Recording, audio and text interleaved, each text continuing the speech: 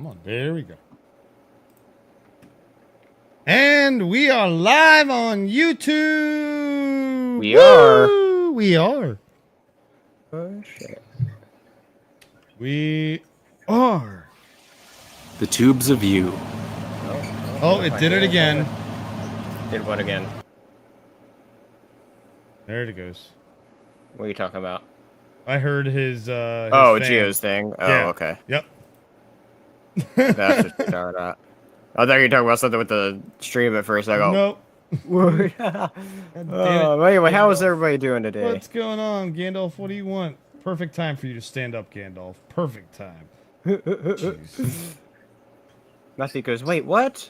How are you doing today, Matthew? Anyway. Just busy sharing this around everywhere. Yeah. Are you doing the X? I had one lined up. I must have accidentally just deleted it. Damn it. If you closed it, yeah. What's going on? But anyway, yeah. How's everybody doing? Yeah. How's everybody's week been? How's everybody's week been on this? I mean, we usually do this on Wednesdays, but we obviously didn't do it last Wednesday. No, because I was on vacation. Yeah, I guess. I believe you're getting to that a little later, yeah? I will be, yes. Yes, I will You will be. You will be. Find out in just a little bit why we weren't live on our usual Wednesday, and now we're also here on YouTube, where we're usually on Twitch. Well, and so from now on, so we decided that from now on, any kind of like talk show format is gonna, or even like game show format, will be on YouTube. And any video gaming and tabletop will also probably be on YouTube as well. Yeah. So any kind of video games, though, will go to Twitch. We'll still be on Twitch. Yep. Especially, yeah. We're going to be really driving in on just the gaming on Twitch in general. You know, we've been doing a bit of Sea of Thieves recently, and that's been going overall good. So I've been happy with doing all that over there, and lots of other games to check out and play once we get into playing more stuff. So I'm looking forward to it. Excellent. So, what do you think about September 1st, Spencer? What's happening? September 1st? September 1st. You know, I believe September 1st, that's the first of a month. That's I think there's two big things to deal with that date, right? Yeah. One of those, we're going to be talking a bit more later on, right? And it's to deal with something that we're very excited for, that a lot of people are very excited for. And that is the behemoth game of Starfield that's coming out, right? But I don't think that's what you're referring to in this particular instance. No, Stay tuned for more Starfield info later. Absolutely. That is a very, like I said, it's the beginning of a month, a very special month. It's a special month that marks something. Yeah. World. Yeah.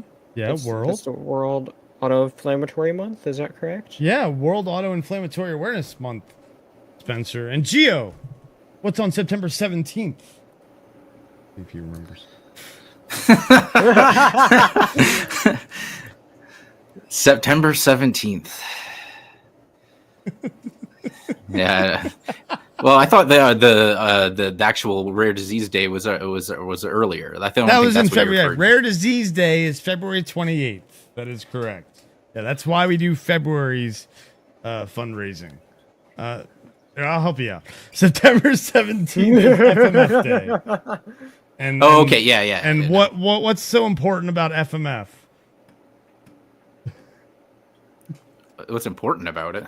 Yeah. Well, I mean, why is it important to us? Well, obviously, it's something that you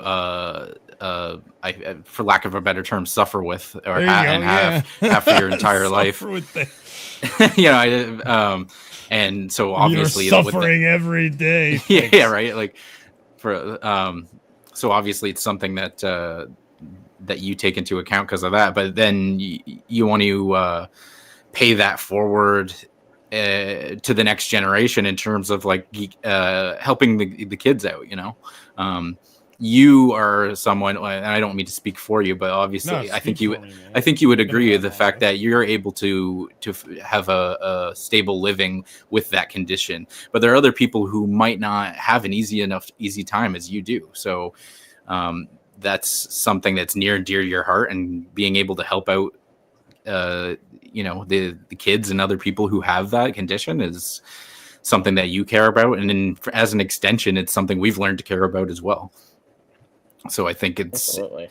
It's become something that's important to a certain extent to all of us. And I think we all want to help other people in whatever the other ways we can, and it might always be clear how to do that. And this is a situation where it's very there's a very direct way that we can impact people's lives.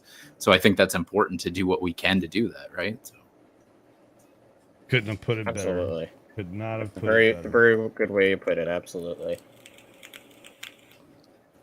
Very well said. Very well said. So for the whole month, we will be raising money for FMF and AID Global Association. And then for the weekend of the 17th, which is a Sunday this year, we will be doing a streamathon like every other 6-month fundraiser that we do. It's going to be very different. Expectations are not as high, especially after we accomplished. Don't need to go into that, but yes. Well, that was absolutely amazing turnout before. So yeah. But that too. We're hoping that we can, do something to make an impact. And so, stay tuned for more. The link for donating will go live on September 1st. And but this week there'll be more info going out. There's that. Now that I'm getting emotional, let's move on. Move on to the planned show, you say? Yes. Let's. The planned show where I guess we'll just go right on and begin with our usual first opening segment called Picks of the Week. Where any piece of entertainment, whether it could literally be anything, movie, game, whatever it is whatever has stood out the most to us over the past week, or I guess in this case, week and a half. Mm-hmm. And so for me, I'm just going to go right out the gate with the big one. I feel like is at least for me, and for a lot of people this week, I feel like is. There's this really tiny show that came out on Disney Plus on Wednesday. Tuesday. Well, technically Tuesday night. But there's a little tiny show that just a few people's been talking about called Ahsoka. You might have heard of it. Right, you might have heard of it, right? And I absolutely loved the premiere of those first 2 episodes. I thought they were great, and there's a lot of stuff that just did right and hit a lot of the right spots for me. So I really, really enjoyed it.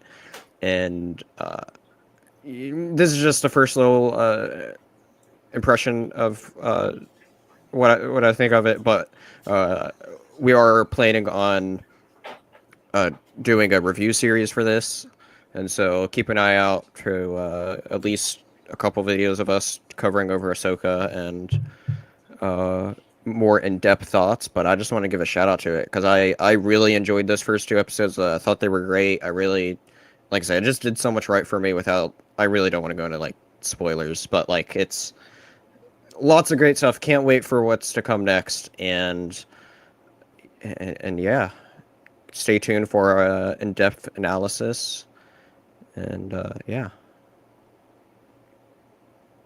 Cool, awesome. Definitely check it out if you haven't. Yeah, Gio. Yeah, so my pick of the week is probably not a surprise to anybody, but it's Armored Core 6. just recently came out, 25th. So yeah, actually yesterday. I got to play it on the 24th. I guess depending on what region you're in and what format it came out, the release was a little spread out there. But regardless, after 10 years of waiting for an Armored Core game, we finally got the next one in the series. And I was pretty happy with it. You might have seen we did I did a stream on the 24th. Did about 3 hours playing into the game. Just went in blind, no knowledge of the game beyond what videos we've seen, and the stream had its ups and downs for sure. It's particularly that first boss, but as far as my overall thoughts on the game so far, I'm pretty happy with it. It's very faithful to the series as in terms of what the old games did. It brings back a lot of the favorite elements of the old games. It brings in some new elements. It's definitely taken some how do I put this? Some things from the other From Software games like Elden Ring and Dark Souls. But at the end of the day, that's kind of the minor. It really retains the essence of what made Armored Core fun, and that's being able to control this awesome giant mech, being able to customize it how you want, and then seeing it in action. And it's definitely a game I'd recommend if you have any interest in creating and piloting your own giant robot, which I think is could be a wide subset of people. Now, there were some really cool moments too, like the being able to use your energy sword really gave me some kind of like flashes of Gundam Wing. And I'm looking forward to playing it more as time goes on. But yeah, that's all I'll say about that for now without getting too in depth. Nice, very nice. Fair enough. Awesome. So, I will now go into mine. So the reason we did not do the Wednesday show is because I was out of town, and what I was doing was at a baseball game in Detroit. I was seeing the Tigers play the Cubs with a friend of mine, with Silk actually, who streamed with us yesterday. Nice. On Sea of Thieves, did some Sea of Thieves with us yesterday. It's his birthday. And so my pick of the week is the Detroit Tigers, not because they won or anything. I'm not a Tigers fan. I'm more of a Cubs fan, and the Cubs did win. So that was great. But the Tigers, what an experience that the Detroit Tigers give you. The parking was easy. The experience was easy. The view, this is the view from the parking garage. If you look on the stream, if you're watching on the replay, then this is kind of the panorama. Over to the left is Little Caesars Arena, where the Pistons and the Red Wings play, and then behind the stadium is Ford Field, Comerica. There's me in front of the line. That's the view we had from our seats. Was just incredible. There was a rain delay, and during the rain delay, they still let us in. We were able to walk around the shops. And there was a merry-go-round. But the highlight for me was the food. What baseball game do you get to go have shawarma? Damn, you just sold me right there. Right? They had shawarma fries and shawarma nachos and shawarma. And so I had shawarma and shawarma nachos, and Silk had shawarma fries. And my gosh, for what it was amazing. And, exactly, like, I've never, ever, so kudos to the Detroit Tigers for a great game day experience, even though your team isn't that great. And the Tigers hit a grand slam, so that was pretty cool. Nice. That was really cool. But that shawarma, I mean, just look at that shawarma.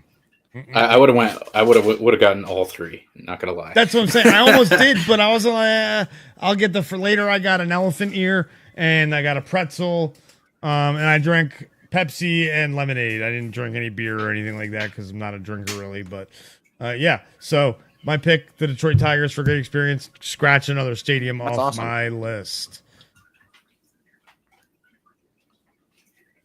You make an attempt to go to them all? I mean, it's not like it's an organic attempt. It's definitely just an organic attempt. If it happens, it happens. But I mean, I've been to Wrigley now, Fenway, both Yankee stadiums. But you know, I've been to a lot of them. But you know, obviously, it'd be cool to go to all baseball stadiums. But I'd have to go to certain states that I've never even been to: Washington State, California, Arizona. Never been to certain states that have baseball stadiums in them. Like I go to the states first. It's a good point. Yeah, it's like damn it. I want to go to all the stadiums, but I got to go to the state first. Crap, I haven't even been to the state that they're in. So, from that, that'll lead us into our first topic. First topic. It's a wild one. It's a really wild one. You were just telling me about this earlier, and I was thinking, what the hell? I just heard about it today. And so we all know Mike Tyson's into weed. You know, he's not very shy about it. You know, it's you know, he's an entrepreneur and he knows that weed makes money. But he's an advocate for weed. And apparently it has fueled the emergence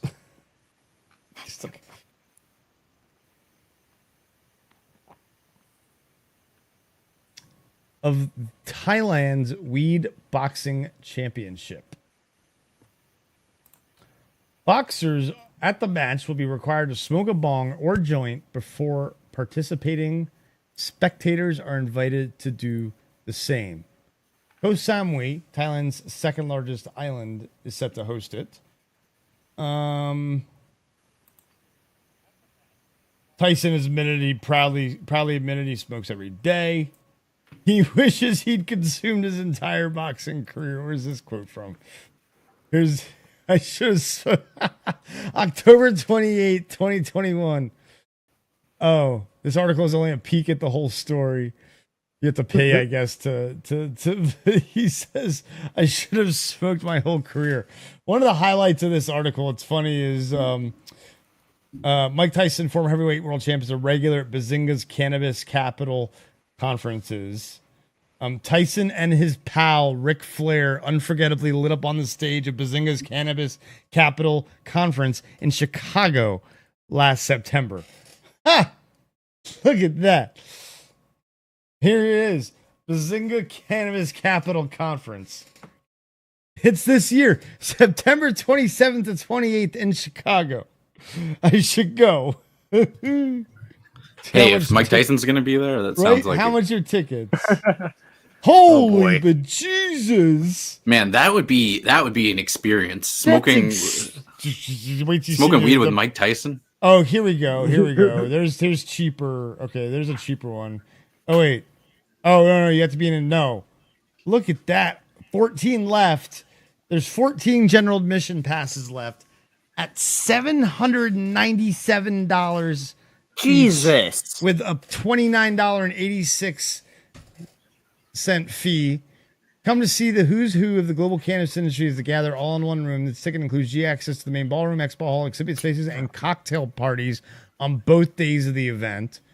The VIP pass is 900. There's 11 of those left. 900, and there might not be 11 and 14. That could be just a sales gimmick, folks. It could be. It might also be true, which I wouldn't be surprised. Weed is a huge industry now. And the everything pass, $947, $34.36 in fees. The everything pass includes full access to our VIP lounge, VIP express check-in. Check this out. Free access to greenhouse. Can only imagine what that is. The official after party and a special VIP name badge. And then it's if you're an institutional investor, you have to be accredited. It's only $227. And if you can also, if you get to have a regular ticket, you can pay $300, which is an upcharge of about $150 to get a VIP pass after the fact. That's how, wow. There's a giveaway. You can try and win tickets. What best describes you? You want to go for it? You're gonna try to see if you can win? I'm gonna try. Why not? Go for it. Go for it. Here, I'm gonna Matthew Coburn in the chat says a pigeon might actually talk if you went to it. That's a reference to his character from Mike Tyson Mysteries, which I think was Norm Macdonald's character, if I'm not mistaken. I didn't really my phone number out there, you know. Didn't really watch the show, to be quite honest. Definitely. What is my here? Now that I've got this down, I can do this. All right. Rest What in best peace, Norm describes Macdonald. you? Minority, woman-owned business? Nope. Hemp, CBD? Nope. Single state? Nope. Multi-state? Nope. Retailer? Nope. Media? Nope. Nope. Association / nonprofit? Media.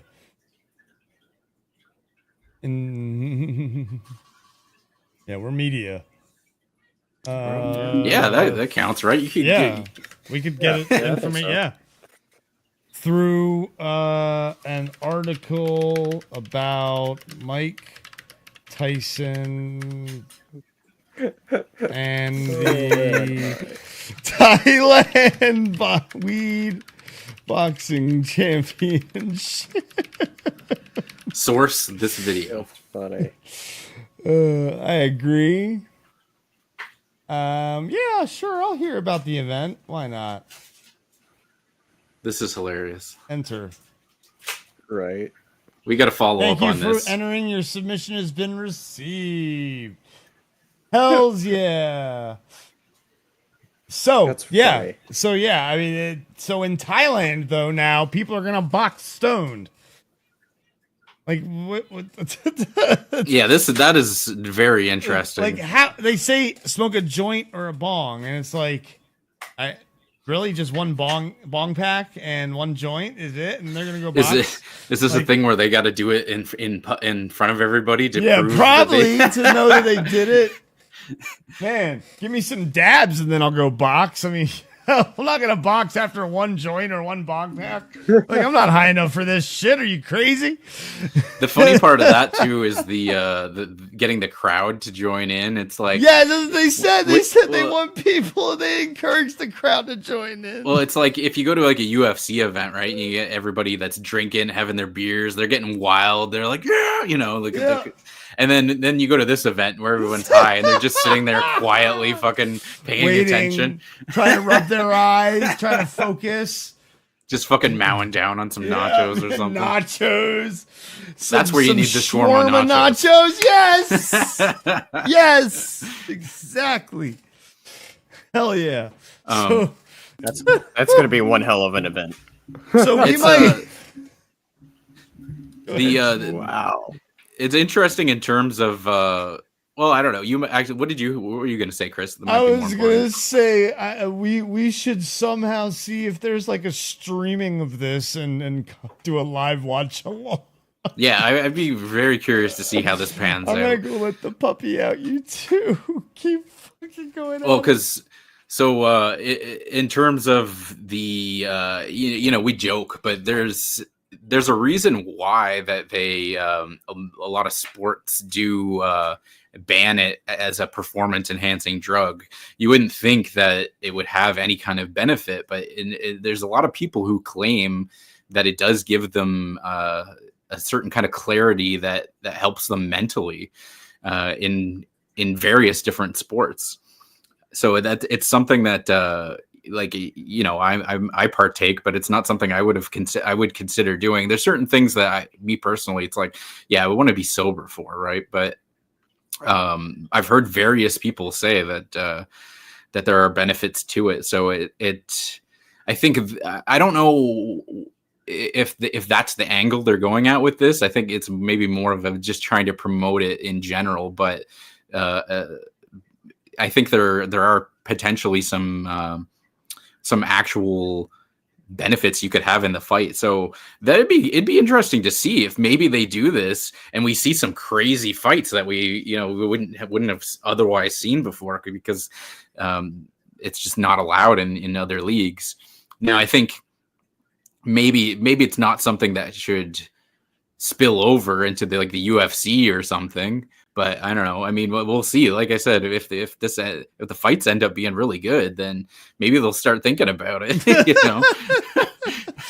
Well, it's funny you bring up as a performance enhancing drug, because Major League Baseball doesn't test for it anymore. It's totally legal for Major League Baseball players to smoke weed. In one sense, it is kind of ridiculous when you're comparing that to some of the other performance enhancing drugs, right? There's a big difference between fucking cannabis and steroids, or cocaine or whatever. There's a big difference. It's a world of difference. But I think to say it has no effect or only a negative effect is kind of disingenuous. But yeah, it is interesting because there's a history of people I remember the one that always comes to mind for me was during the I think it was the Nagano Olympics, if I'm not mistaken, where there was I think he was a Canadian snowboarder who won. I think he won the gold medal. I don't know. It's so long ago. I'm going to get my facts wrong on this one, but he was disqualified because he tested positive. It was Michael Phelps. And so yeah, it's one of those things where there's a history of people getting in trouble because of that. So yeah, interesting. Yeah, obviously everybody here knows that I'm not a sports guy at all, right? But just the whole premise of this sounds just wild. So I mean, it'll be kind of interesting to see how it all just turns about, if anything. Yeah, again, if there's a live stream, I'm gonna definitely try and so this is something that I don't know if they mentioned in the article. So is it legal in Thailand? That's something that I'm not think so.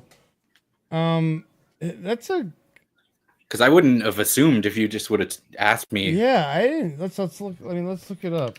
Thailand legalized marijuana. 2018.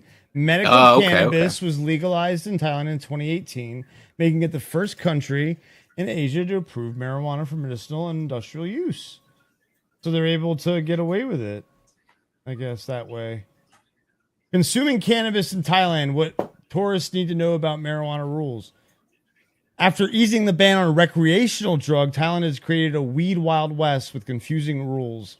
So what are tourists allowed to do? People older than 20 who are not pregnant or breastfeeding are legally allowed to consume cannabis. So it's recreationally legal in Thailand. Interesting. That's interesting. I had no clue. The more you know. But that's that's got to be fairly new. Wait, when was this? Yeah, January 2023. This is new. Interesting. Wow. Very interesting. So Geo. Oh, that's a tangent. Geo, it looks like Thailand is now. Wow.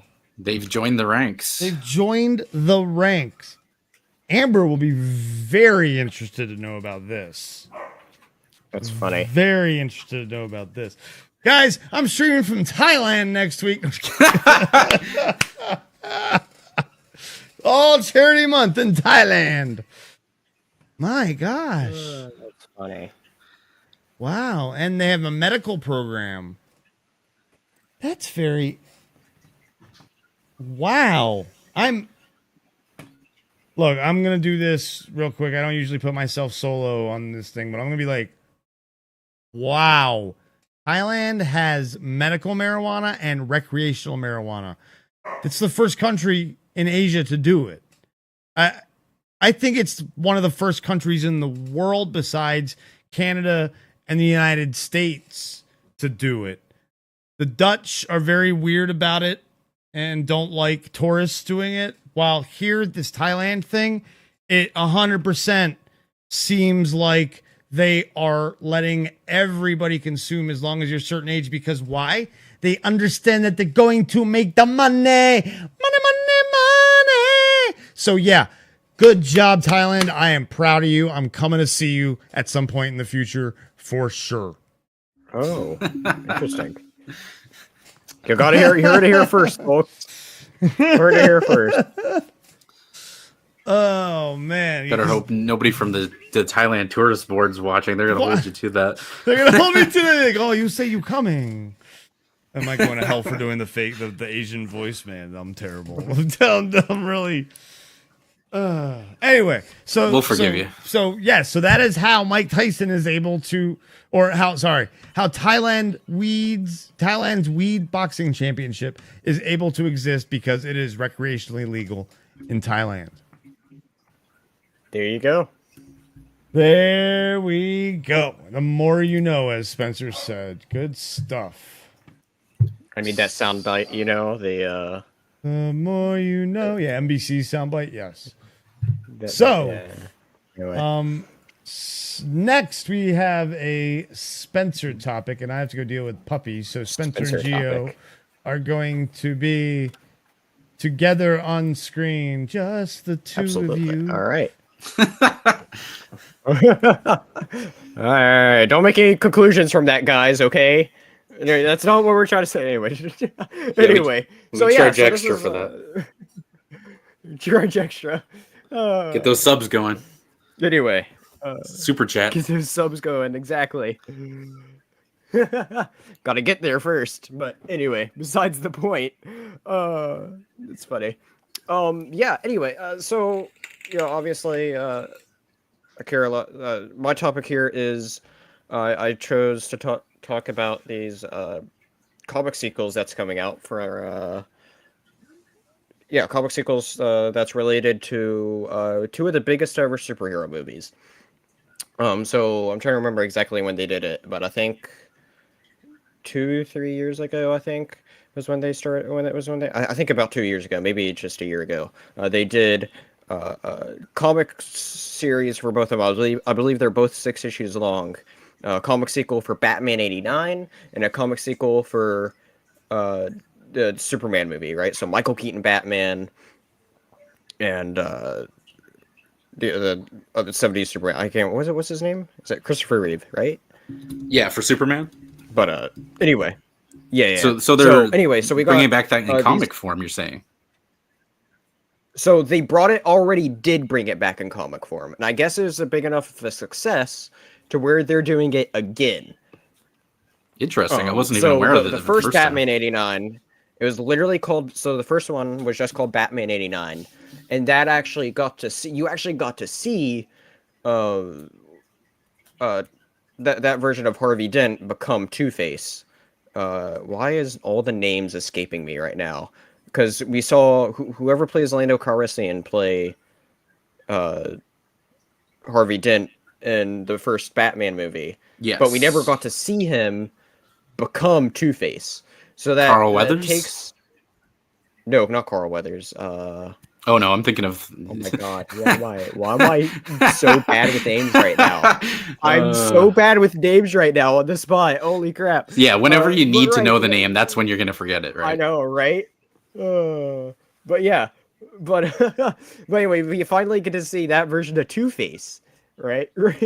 Yeah, Matthew's killing us. Come on, guys. He's like, come on, guys. You all are doing awful. I know, right? And so, Billy D. Williams, thank you. Oh my god, that was bad. Okay, anyway, so we finally got to see Billy D. Williams' version of Two-Face. That already happened like a year or two ago. Anyway, we're getting a new Batman '89 series called Batman '89 Echoes. And the description of it follows: Echoes picks up after Harvey Dent's war against Gotham, and Batman has completely disappeared. That causes the citizens of Gotham to take on the crime of the city themselves, and as the injured start to stack up, everyone is wondering what happened to the Dark Knight. And so that doesn't reveal too much about it, I suppose. However, there is covers that's released for it, and they show that it's Harley Quinn's actually involved in the story, and so we get to see a version. Or no, not Harley Quinn. Scarecrow's involved in the story. Jesus Christ, I'm getting all my names mixed up today. So I know, right? It's the Red Shirts Remastered Mix-Up Hour. So anyway, we're getting so we get to see that version of Scarecrow go up against Batman. We were literally just having a long conversation about Harley Quinn before this, and I guess we'll go on a little side tangent now, right? You know, the original Harley Quinn, breaking news today, passed away, and so we were literally just having a long conversation about Harley Quinn, and so I think that's why I was like that name was stuck in my head there. But anyway, besides the point, make sure you rest in peace. Batman 89 Echoes, we do get to see Michael Keaton's version of Batman go against the new version of Scarecrow, so that'll be cool to see.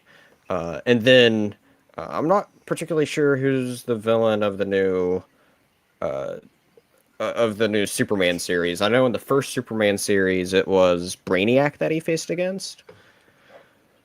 So that's really interesting. Is that who they're bringing back for the new one? For the first one they did, and the second one I'm not completely sure who it is. Okay. And so, but it says when the planet Krypton exploded, it's the last son who rocketed across the cosmos and came to settle in a small town in Kansas. But what else came with him, and what if a piece of his homeland landed somewhere we never knew about? So as Superman became the symbol of strength and pride for America, the Soviet Union looks to crush that image with a creation of their own, built by their might and forged by their power, or by their own power. So, okay, I see what this is. This is, I don't remember, I'm not familiar with this villain, but it's somebody I've seen around before. But yeah, this one's titled Superman 78 The Metal Curtain. And yeah, so, it's we interesting. could see more of. I think it's a good opportunity to revisit that universe of those characters, because obviously you couldn't do that with not only time, but then some of the actors having passed away. So it's I think it's a great opportunity to revisit some of that and see what could have been, maybe if the series would have continued on, right? Yeah, and absolutely. Explore some of the other possibilities that they could have done for the movies. Absolutely. Yeah, I mean, that's a big reason why I was really interested in the... I haven't gotten around to reading it yet, but I've been wanting to read Batman 89, the first one they did, where you actually got to see Billy D. Williams' version of Harvey Dent actually become Two-Face, right? Like, that sounded like a great idea, right? Yeah, because we never got to see that. Right, we never got to see that, and so it's like... I don't know if it's any good or not, but it's something I do plan on reading. It's something I've actually talked about, considering trying to cover on Comic Club sometime. So, but yeah, it looks like they both hit stores in November, I believe. So keep an eye out for that. As far as all the new ones go. I mean, I think it'd be really interesting though. It's like if these are such a success, it's like what other characters could we get to see for them to. These versions of what a lot of people call the definitive versions of the heroes. What other, at least on screen, what other villains could we see going on from here? Like especially Batman, with there's so many, right? Yeah. No, that's see. I think you have to choose your villains a little differently in that universe too, right? Like, granted, in the comic format, make them unique. Yeah, in the comic format, you have more options because you don't have the same restrictions that you have in live action. But then to a certain extent, you want to fit the same aesthetic and kind of vibes that those universes had. And I think there's a reason why Tim Burton chose the villains that he chose and things like that. Okay. So I'm not in crazy. Batman, for example. I'm not crazy. So, yeah, speaking of Batman, I was just looking at another article here that talked about these issues. Harley Quinn is involved in the Batman Echoes. And it was something else I didn't realize here that I just read, is that suggesting that it could be loosely inspired by the abandoned Batman Unchained screenplay from the late 90s. Unchained reportedly focused on the two villains teaming up to drive Batman insane, and will have introduced Harley as the daughter of Jack Nicholson's Joker.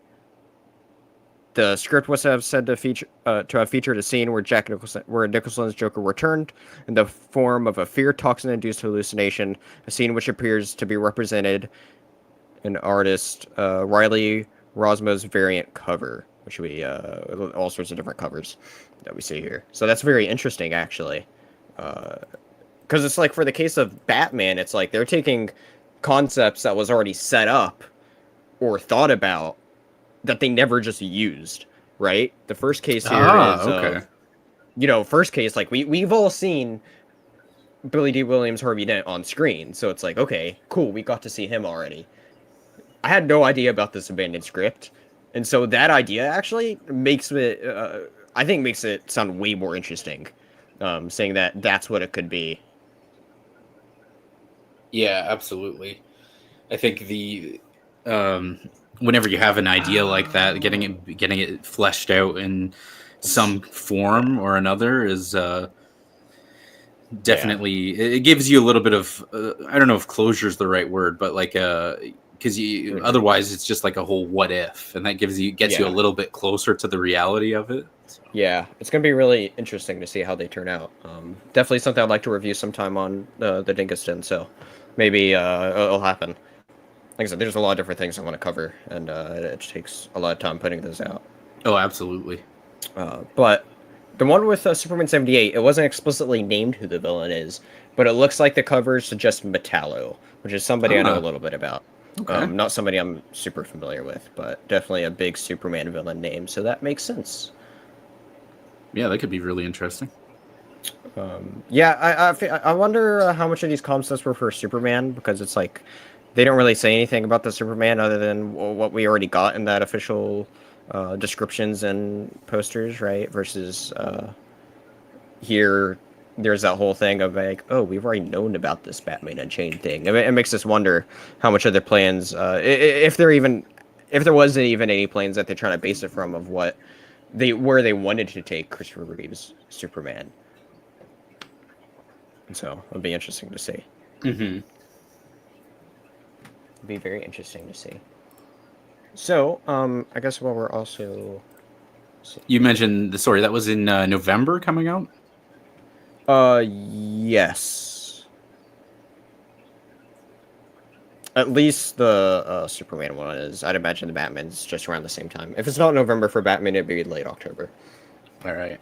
Which October would be a very fitting month for that to debut in, with it being a Scarecrow arc. But yeah. Yeah, I mean, I guess, is there any other sort of, like, I guess before we move on from this topic, is there any other sort of villains I could think of off the top of your head that you'd want to see Batman, their version of Batman or Superman face against?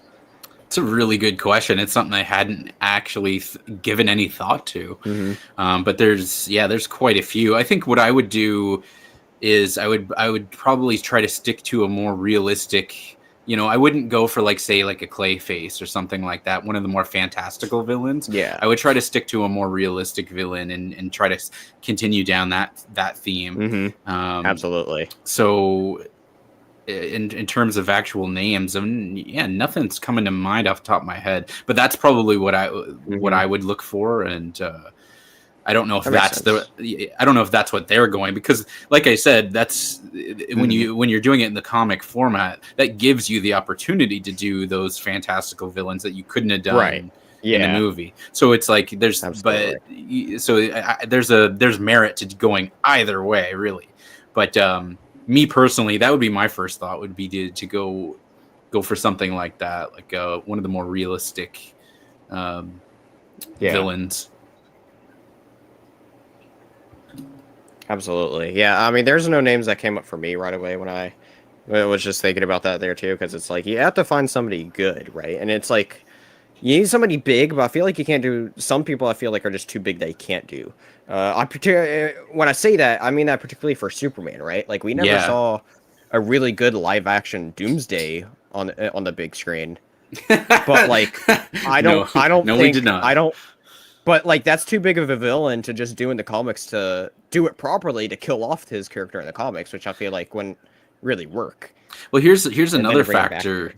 Here's another factor that I just thought of in this as well is like, do you cast them as an actual actor as well, right? And yeah, I don't know. I wonder if they do that at all. Because like not explicitly, but like any facial likeness to some actor back then, actress back then. Because you say, oh, you're playing, I don't know, Deathstroke as I can't even think of a name, but like an actual actor who would have been around at the time who could have played him in.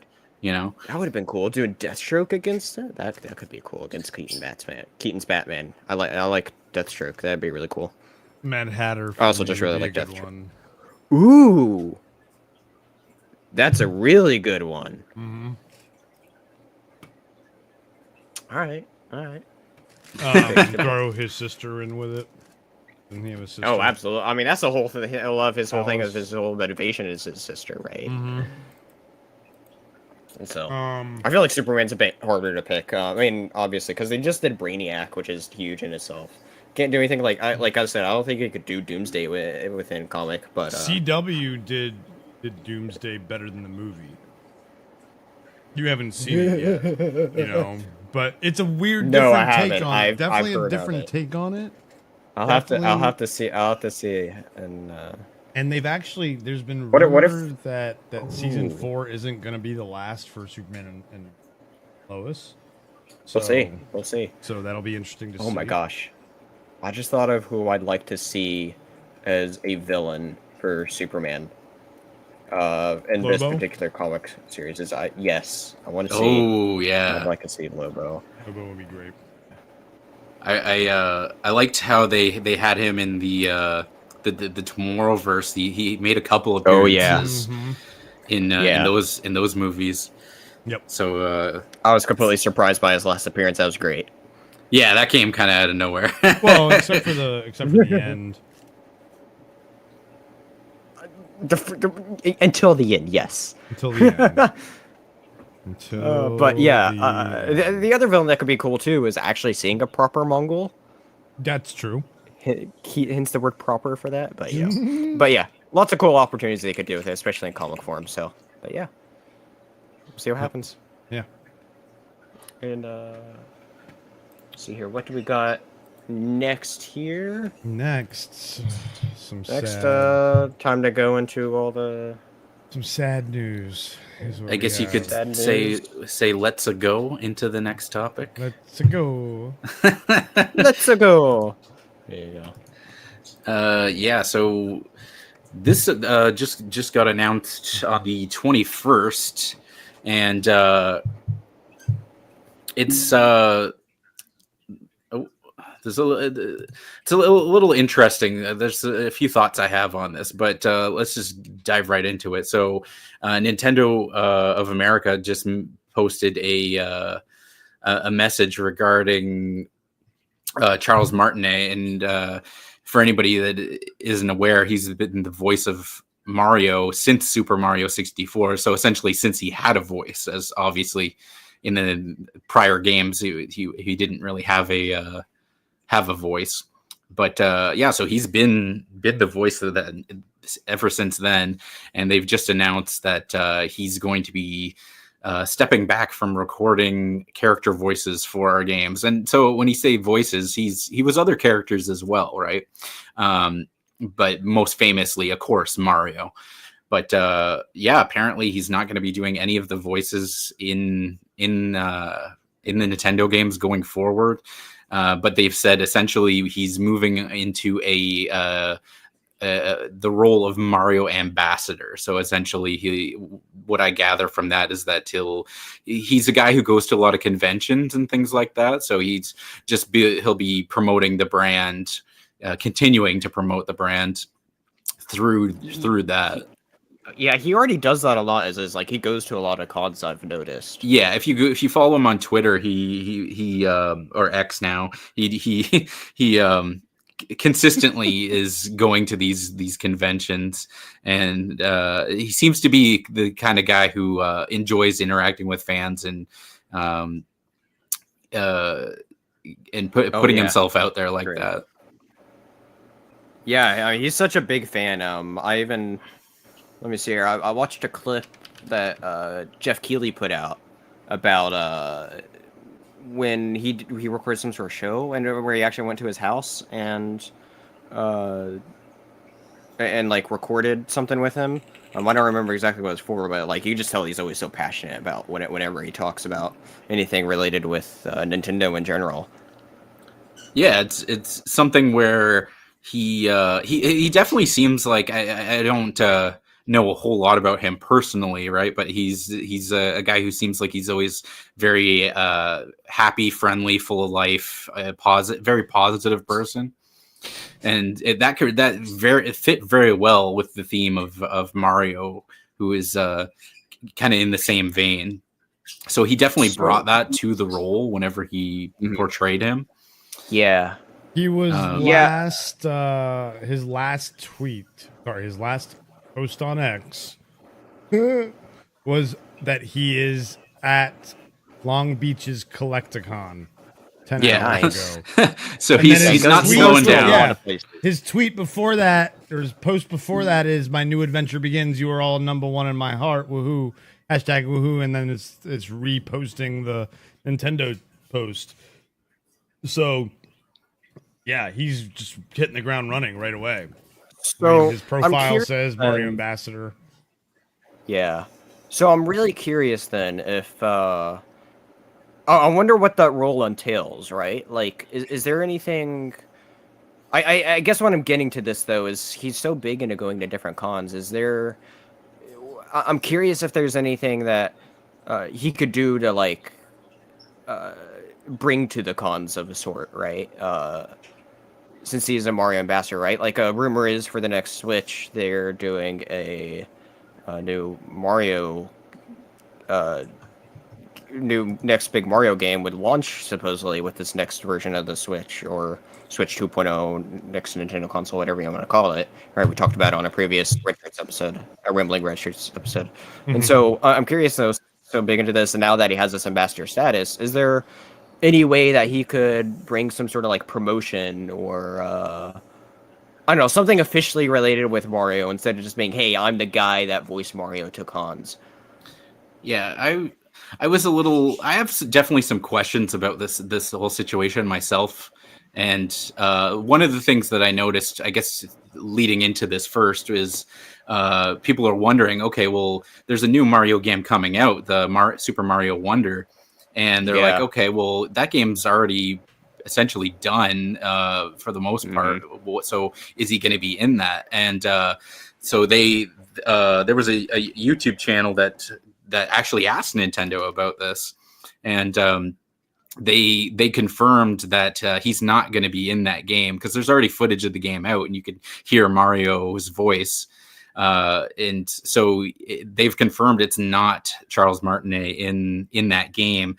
What I found interesting, which is kind of leads into what I was going to say, is so they asked him who is the voice, and Nintendo wouldn't give them a straight answer on that. They said they essentially wait for the game to come out. The name will be in the credits. So I was a little confused. It's like, why wouldn't? Very interesting. Yeah, it's like, why wouldn't you just say who the voice actor is? Like, why do they have to? Yeah, it's a marketing tactic. I think they want people to buy the game and play the game and get to the credits to be able to see who it is. Okay. Because I mean, if you listen to the trailer, the guy sounds fine. There was even a lot of people who thought it was Charles because of how similar the voice was, right? At least what we've seen. It's minutes of footage, right? So we don't have much to go on. But what I found interesting about it in terms of like the whole ambassador thing is that there's been like, I think the Variety article, they framed it as like him retiring. But from my understanding, and maybe as time goes on, we'll get more information on this, right? But the question I have is like, I don't think that he's retiring from voice acting. He did a voice in Dragon Ball Super, the superheroes movie, and he did that as well in the DLC for the I think Dragon Ball Legends. The character's name was Magenta, I believe. But I don't think he's stepping down. He's retiring from voice acting, period. So it made me curious of like why he decided, or Nintendo decided, to just not have him do the voice anymore. He's in his 60s. He's still going to the cons crazy. You know, he's not like at the point in his life, from what I've seen anyway, where he's like, oh, it's time to sit back on the rocking chair, and so. Yeah, it kind of begs the question of like, what's the situation here? Did Nintendo decide they wanted to go in a different direction, or was it his decision where he's just tired of doing it, or what is the situation? So all we really have is questions at this point. So it looks like all his stuff is Mario based, except for that Dragon Ball Super that one episode.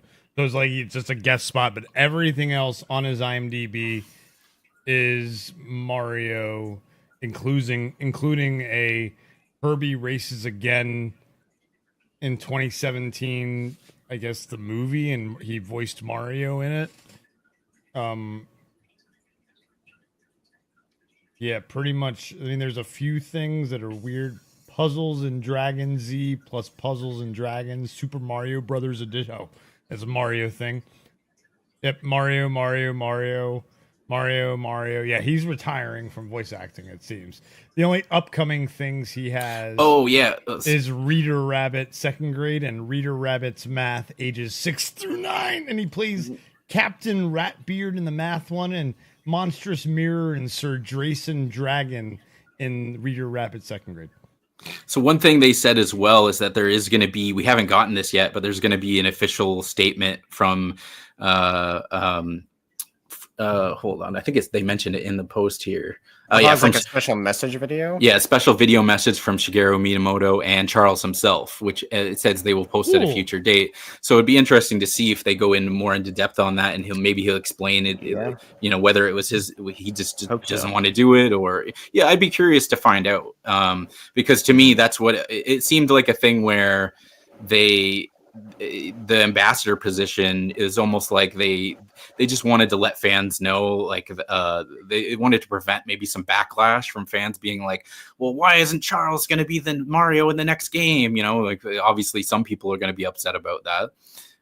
So it makes me think that I don't really think he's going to be doing a whole lot in the ambassador role. Like he's just going to be doing the same thing he's been doing. And it's, I don't think he'll have a whole lot of responsibilities. But then again, that kind of remains to be seen. That's just my thoughts on it. So I hope we'll get some more information on this in the future and kind of get some clarity on some of that. He turns I'd be curious. 68, September 17th on FMF Day, actually.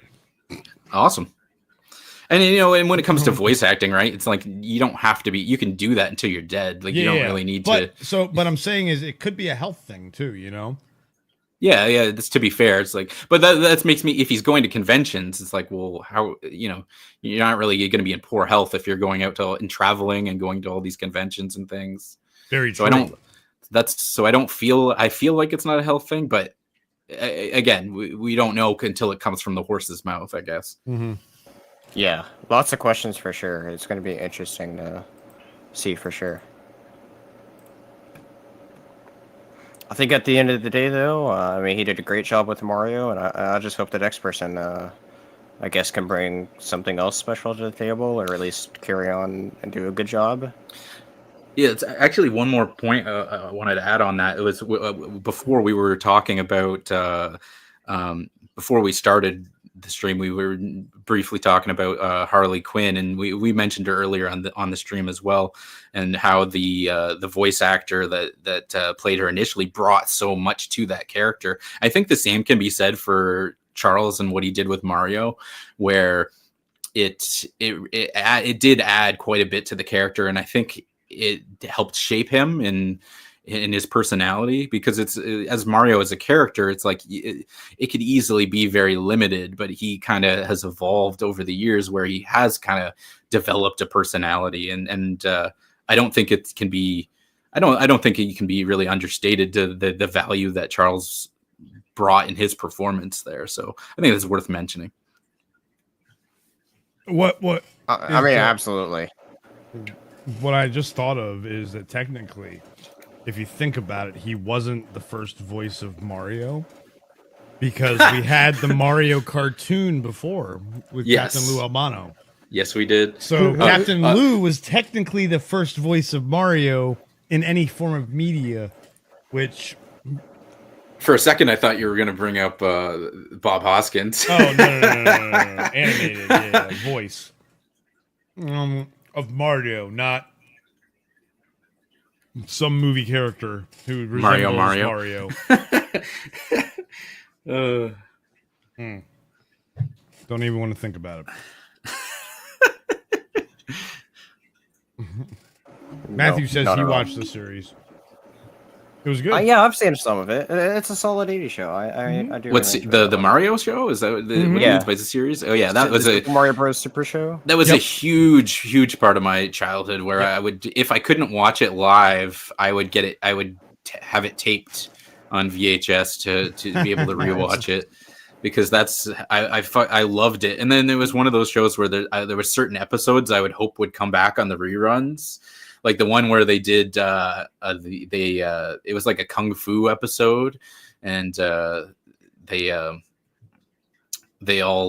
was like just a whole kung fu theme throughout the entire episode, and that's one that just pops out in my mind as one that I really enjoyed. But yeah, that was a great show as well. Oh yeah, I've had a lot of fun watching some of it. That's one thing they did bring back for the new movie is the theme song in the not the opening of the movie, or was it the opening? Can't remember if it was the very opening of the movie or not, but yeah, they definitely had to bring back that the theme song, which I thought was a nice touch. I'm not sure, but anyway. Yeah. I don't have anything else. I thought I did, but I didn't. But yeah. So anything else for this, or any other closing thoughts on Charles being done as Mario? Oh, I think we covered it pretty well. I think it's something we may be able to touch on more if we get more information. Absolutely. Maybe we'll have a follow-up. Stay tuned. If there's depending on what else is to come.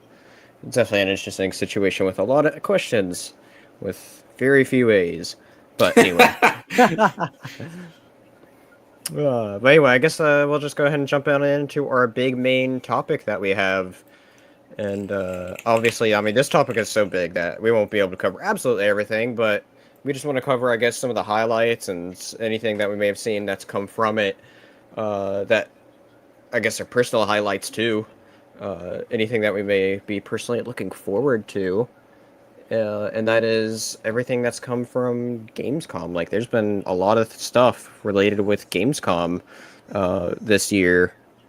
We had the opening night live that gave us a good bit of trailers and all sorts of different stuff, and just all sorts of different details on different games that's been coming out. Like, so much, it's kind of crazy, like, to try to keep up with all of it. And so I guess to begin with, though, I know there's a game that we're all looking forward to, and that's Starfield, right? Coming out just under a week in early, if you do the early access deluxe edition, which if you have Game Pass, you can pay $30 and you can go ahead and get that upgrade right away, and without even having to pay for the base game, pay $30, play it early, get the DLC when it comes out. I think there's a special like skin or two bonus or two with it as well. I know if you preload it, you get a special bonus as well. So skin little bonus as well. So they're really pushing Starfield hard, right? Like even for people that owns it, own Game Pass, and something that me and Chris just did, $30. You can pay it early, and full support to Bethesda there for one of my most anticipated games. Because last year, it was one of my most anticipated games of last year, and so yeah, it was supposed of course to be like November 11th. Yeah, and so they 2022. is that a 9-month delay? Yep. And I'm hearing it's one that's really good, right? And we'll get into this in just a moment, or more in depth. But like, there's a lot of different things I've seen. Like, there's a lot of different graphical. I've seen side-by-side comparisons of graphics, and we've had so many upgrades when it comes to graphics. And right now, people are being able to play it. Not just at Gamescom, but the review codes, press code, or whatever you want to call them. Yep, so review codes are all sent out, and so they're under embargo until. The day the early access comes out, until the 31st. And so, anyway, there's been, of course, with the game so massive, of course there's a little murmurs that comes out, right? Because not everybody can stay quiet, even though they all have that NDA, right? And so, things I've been hearing is that for a Bethesda game, it is very polished. And I've heard it just looks beautiful, and we see that in the screenshots and the gameplay that we've gotten. And so I can't wait for it. And specifically, what I wanted to bring up with Starfield here is that there's a big Q&A that I want to say is IGN did, because IGN's been getting a lot of different Q&As there with Pete Hines. And so he's talked about a lot of different stuff in the game. And just a lot more details. And after reading through this and kind of just letting it settle with me, it just makes me just even more excited for the game after hearing a lot of this stuff. It's amazing to hear that Bethesda game is polished. It's very crazy to find, right? Like, I'm not hearing that, it's glitch free, right? Of course, with a game this massive scale, you're of course going to have glitches, right? And they're already having like a day one patch planned. And so it's going to be interesting to see exactly what is going to... how it's going to look. But like I said, I've been hearing really good things about it, and I guess let's just go ahead and get into these details here, right? And so first off, like, he just, like, there's all sorts of different things he said here. Like, first thing on this list of stuff that I've found of just a summary of all the stuff that he said. He says the game doesn't really start until after the main quest, which I feel like is kind of misleading in a way too, because he's like, well, I've done all this stuff that's not the main quest, saying he's played for so long and now not even touching the main quest. But I guess in a way too, like, I haven't played too much Fallout, but like Skyrim's kind of the same thing too. Like, there's so much other things you could do after the quest too. And I know like the main quest, a lot of people consider is like the weakest part of Skyrim. Yeah. But I've also heard like this is like the Bethesda story that they've been saying, like, they've really hyping up this amazing story as being like the hardest they've ever like one of the best things they've ever written for a main story. So it's going to be interesting to see what comes out from it. I mean, literally the next point is that he said that his favorite Bethesda main quest ever. I can't believe it's just days away. It's right. crazy. That's the thing too. It doesn't feel like that. But yeah, like, there's just so many great different things in this game here. He said once he actually got sucked into the vacuum of space because he boarded an enemy ship and the pilot took off. like how wild is that? Yeah. Multiple passive point of interest across the galaxy to find. An example he gave was a set of farms where the people give resources to the people of other planets. He's also talked about how they've made it to where it's really easy to mod the game. This is what they're talking about Death Stars and things like that. So he said, the ability to add planets, add quests, add in whatever you want, essentially. Like, this thing about it, right? We have already a great vanilla game, is what it sounds like, what we're getting here, right? Like, this game sounds so massive. So many different planets, so many different things you could do, storylines, factions. I mean, it's like what you want from like a huge sci-fi open world game, right? Thousands of planets, absolutely insane. we were worried that being on Game Pass, a lot of those mods weren't going to be available to us. But what it's sounding like is that they're going to include those in that official mod database when they always have that mod library. Yeah, that's the thing though. But here's the thing though, even with Skyrim is like those don't give that many like honestly good mods in my opinion. And it's like I've looked at that and I'm like, okay, there's nothing here that I feel like they need to really get right. There's nothing that crazy. It's not any of those crazy huge mods that a lot of people like to go for. No. Well, What'll be the craziest mod is when they come out with Starfield together. Yeah, well, yeah. There's going to be a lot of different crazy stuff that comes out, and that's what I love about Bethesda. Because I feel like some people hate it when they modify their games or companies and studios or whatever, right? But Bethesda, they've embraced that fully. That's what I love about Bethesda is they make these open world games that are intentionally giant sandboxes, and they let people do whatever they want with it, right? They're like, all right, here's the base. We made a great base game, usually great games, right? And then they're just like, all right, go ahead and modify this however you want to. Like they're completely okay with it. Like there's so many huge fan projects. Like there's that Skywind and Skyblivion, trying to bring both respectively Morrowind and Oblivion to Skyrim. And so it's like Fallout if they London. wanted to, they could Fallout London exactly. Like if they want to, they could shut down these projects. But no, they don't. They're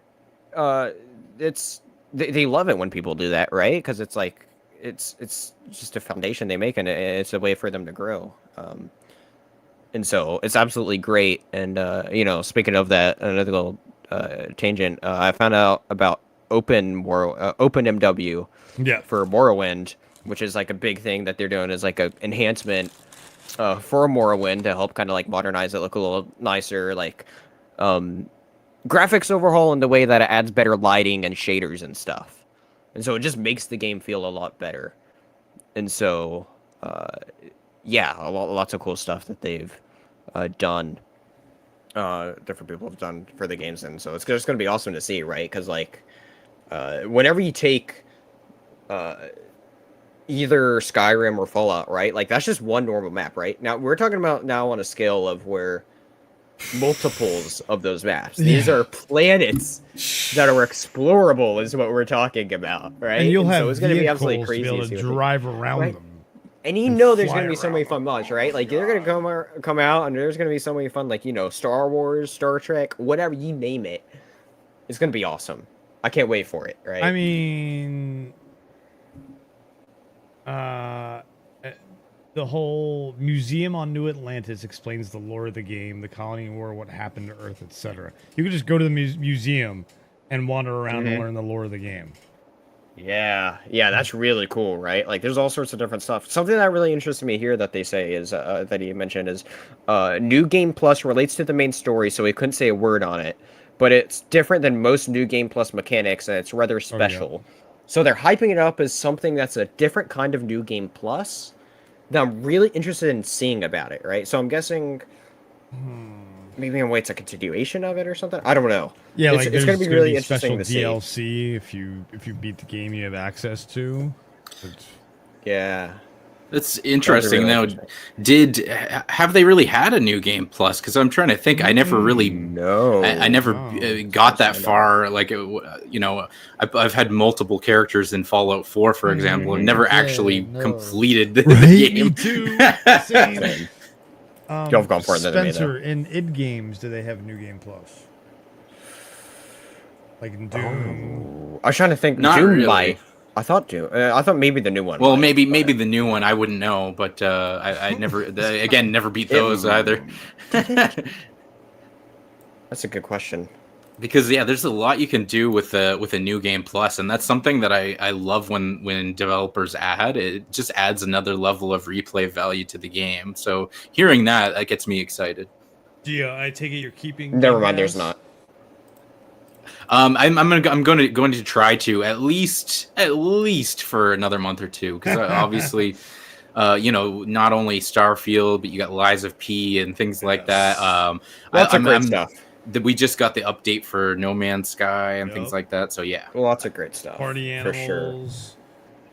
For Yeah, there's so much stuff to look forward to. Just Can't because wait. it says people on PC who have played the game early have said performance is smooth. Yeah. And that really excites me because on console, you only are going to be able to play it at 30 FPS. So the fact that I'm going to be able to play it at 60 smooth makes me happy. Yeah. Let me see here. Talk about mission boards to where you can build outposts. Lots of Easter eggs. Space taxi. Enormous amount of creatures. What was that about a space taxi? He gave a hilarious example where the mission board gave him a quest to take 2 people across to a different planet. After 5 hours, he found the 2 people still on board his ship and realized he had completely forgot to take them to their destination. Oh, God. That's awesome. Just kidnap them. Whoops, You become a sorry, here space you go. fugitive. Yep. This is the worst Uber ever. Says the boost pack skill is really important and fun. Speaking of skills, I was just reading. Weapon mods combined with skills are really diversive. Said that he felt like Iron Man at one stage. I'm really curious to see how what we can do with different things. Oh my god, There's gonna be a lot of crazy stuff. They fly now. They fly now. Doesn't know if you can fly from planet to planet, as grav driving is much quicker. Only takes a few seconds apparently. Oh, I see. Okay. Yeah. Oh, he's never. Are you kidding me? Pete Hines never ever tried to just fly to a planet, just like set his controller on like autopilot. Like, Yeah. come on. We'll see. That's gonna have to be a stream one day, just like where we chill and podcast and just try and fly. I just take my ship and fly to later in the game, obviously, not early on. Yeah. Early Yeah, on. and they're saying lots of settlements with their own people and quests to find outside major cities. So yeah, there's just lots of stuff that they gave here. I feel like that's all the main details that we've really covered. But like, we're obviously all here really excited for it. So it's gonna be awesome. Yeah. Like I said, it is. Here's the thing. I had 3. Like I said, I had 3 most anticipated games last year, and 2 of those got pushed to this year. So. Yeah. So. And just a heads up for anybody that is watching on the replay, we will be streaming this this Thursday evening. I will be streaming my gameplay of Starfield, and Spencer will be a voice in our heads playing his Starfield, and we will show off the game. I'm very, very, very excited. Yep. I hate you, Microsoft and Bethesda and Spencer. What did I do? What do you mean, what did you do? You know exactly what you did. You know exactly what you did. You kept reminding me about... Oh, yeah, 5 days early. 5 days early, And I'm like, I'll call it an investment. I have no idea what you're talking about. You have no idea what I'm talking about. Anyway, moving on. So anyway, like I said, there's so much else from Gamescom, right? I feel like, we'd be here for hours if we covered every other little bit that's come out, right? Yeah. So let's. However, I'm curious. Is there any big like? Oh, what were you gonna say? I was gonna say let's cover the big stuff. Yeah, I was about to say, or big stuff, and or whatever just stood out to you that may have come out from Gamescom, right? Like I'm gonna be scrolling through. I'm just looking through what they've done. Let's see here.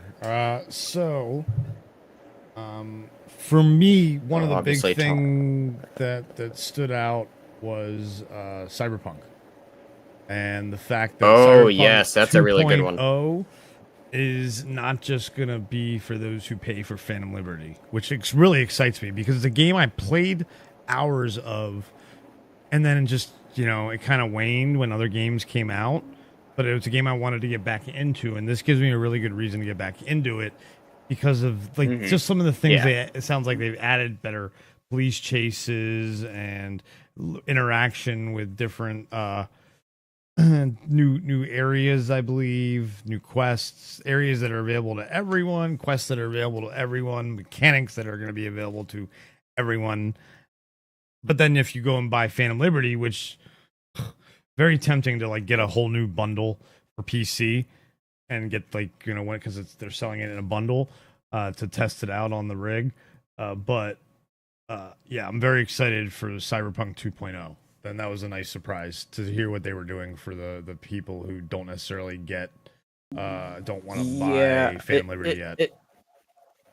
Yeah, it's one of those things is like I've been wanting to get back into Cyberpunk for a while. Like I've been wanting to check it out again since they had that huge update a year after its launch, or like a year and a half after its launch, where they're like, okay, this is what more like what we intended, right? To be instead of that shitty launch that we did.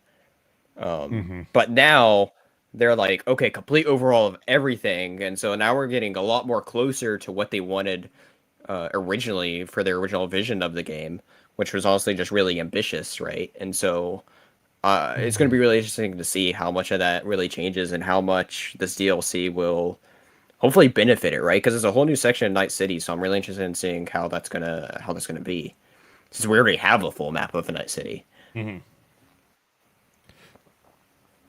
Yeah, the second thing, I guess, say we highlight two things each. I feel like if for now, and then we'll see if we then we'll go into more in depth on stuff. For me, the other thing is Return to Moria, and getting a release date for that, and seeing gameplay for that. It looks like it looks exactly what we wanted it to be.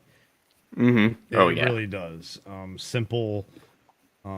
Simply just being dwarves in Moria and crafting and building and surviving. And I'm sure, you know, I didn't watch all the gameplay yet, but some of it from what I watched,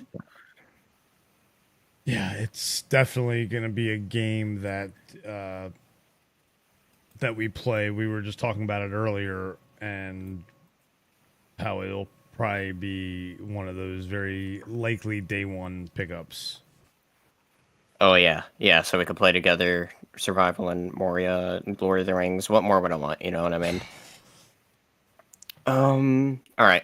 Let me see here. As far as I don't know what my two are. All right. I'll just say that outright. I will say that one of the biggest things that stood out to me, and unless you all want to save it, but I kind of just want to let's just go ahead and get it out of the way. It isn't exactly a game, right? We got a big movie trailer there. And that was, for me, one of my highlights. And that was for Zack Snyder's next movie, or series, where I guess it's technically two movies, I guess is how it's sounding like. Yep. Called Rebel Moon. I know he really he's been hyping it up big time. You know, because apparently it's supposed to be a script that he took over to Lucasfilm, and it was like, hey, can I make this into a Star Wars movie? And they were like, no. And so now and he's supposedly tried to pitch it multiple times to Warner Bros. As well. They didn't take it either. So it's over at Netflix now. And so I'm really, I mean, honestly, like the trailer there looks really interesting, right? Like, I mean, I was already interested, like really looking forward to it to begin with, because it's like, okay, I do enjoy Snyder's work. I've enjoyed his stuff more than I haven't. Actually, I don't know if there's really anything I'd say that I really particularly dislike from him, honestly. And so that's where we differ. That's where we I said dislike, all right? There's some things that are okay. But anyway, besides, and let's be fair, right? Whenever he does touch an original IP, there's some really good stuff there, right? And so and of course, whenever you bring in a big scale sci-fi story, that's another big thing too, right? And so going into this, I'm going to be like, oh, what are we going to see from his version of Star Wars? And then we go in and watch that trailer, and I did not get that much Star Wars feels at all. I mean that in a good way, though, because there's so many other things where I felt like it was more like that. It wasn't particularly Star Wars. Some of it more, I don't know. There's just a lot of different things in it that just looks really cool in it, and I'm looking forward to, since yeah, I mean, there's just a lot of different stuff in that trailer. It has a lot of stuff, and supposedly it has footage from part two as well. We got a date for part two as well, so that's exciting. And Yeah, so, they're not even that far apart either. Only a few months. yeah, yeah. But So yeah, it's I'm really looking forward to Rebel Moon and all the different sci-fi inspirations it looks like it has on it. I hope it's something good that Snyder does. Like I said, original IP from him. I'm there for a big original IP that he has a lot of faith of, because the other big announcement there was that Rebel Moon is getting a game of sorts that he's working with on interesting. Interesting. right now. Yeah, So yeah. the trailer did have that classic kind of Zack Snyder feel to it. It definitely, like, if you're familiar with his films and you watch this trailer, you're like, oh yeah, it hits those beats. I definitely got even a little bit of there was like one or two shots that even reminded me of the feel of 300 a little bit. Yep. So he's definitely getting into his bag of this classic filmmaking techniques, I guess. And I can't say I'm like super hyped about the movie or anything, but I think it could be that could be something that could really, if he pulls it off, could do really well for Netflix. Oh, absolutely. So yeah, it'll be interesting to see. Yeah, we'll see. We'll see. Like I said, I enjoy Snyder stuff. I'm there for a good sci-fi story either way, and so yeah, we'll see what's next. Anything Anyway, else you want to highlight? Yeah. Like I said, there's a few other games that did look like, or a few games just in general that did look really, really cool. I guess I'll just take one that I'm really interested in as far as seeing more of, and it seemed like a game that wanted to be a little of everything. It felt like, and that's a game called Crimson Desert, and it looks crazy how big it's trying to be. So many different stuff in it. It's like a more realistic Tears of the Kingdom, but without the building. But like there, but when I say it wants to be a little bit of everything, like it doesn't just look like your typical open world fantasy game. Like it looks like you have your big crazy boss fights that you get in like the new Final Fantasy game, and I'm trying to remember what else there was right off the bat. But it's just like it seems to keep on showing new mechanic after new mechanic to where it's just like, what is this game doing? Absolutely crazy. Yeah, like there's like all these different sky islands that's in the game. That's why I said Tears of the Kingdom and all sorts of different stuff here. I was just trying to look through and see what else there was, but yeah, just a massive fantasy game. Where on this is it on this IGN? On the big stream? Oh no, it's made by Pearl Abyss, which you said was the same people that did Black Desert, or does Black Desert? Yeah, Black right? Desert. Yep. It's on the stream 121:30. Oh, okay. And so yeah, it just looks really crazy because it's like you can go through and you can destroy different things. Like it looks like things are destructible at points. I feel like it's really that second half of the trailer that really sells you, because it's a lot of different things. It just seems like if it is what it wants to pull off, it'll be just another one of those huge fantasy games like Skyrim, because where there's just a lot to do. Of all sorts of different things. So I'm looking forward to it. Especially for something I've never heard of prior to it, or maybe I've seen it around before and I was like, holy crap. But yeah, I'll say that's my other big one that stood out. Yeah, it looks very explosive and big and cinematic. Yeah, I mean, there's just multiple points where it's like, what are you wanting to do in this game, right? Yeah, it's going to be interesting to see. Because it just looks massive in scale with all the different things. So I'm definitely looking forward to it. And yeah, I would say look out for betas and stuff like that so you can test it out. We'll see if there's something ever or anything like that. So, absolutely. Gio, is there anything that you've noticed from Gamescom that really stood out to you? I guess the two biggest takeaways. I mean, it's tough to narrow it down, but I thought Black Myth Wukong was a little interesting. Although, to be fair, I think I don't know how much room I'm really gonna have for too many like Souls-like games. You know, we already got like Liza P and things like that, so it's don't worry, it's not coming anytime soon. Yeah, that's a good point. So maybe by I'd have to see more to really say that I'm excited or hyped for it. But I'm always open to the idea of another one. You know, those are that style of game I definitely enjoy. So. Yeah, I'd actually like to expand on that because that was one of the ones that did look really interesting to me. Yeah. Because it's I've been getting a little more into Souls like, so like I've been trying out more and more like right like I think Elden Ring's kind of like the definitive what you think of a Souls like being slower paced, right? What stands out to me is I like the faster paced ones too, right? Like I tried out Sekiro for a little bit. I think that's kind of like really the first Souls like that I really played to be like, okay, yeah, actually I like this.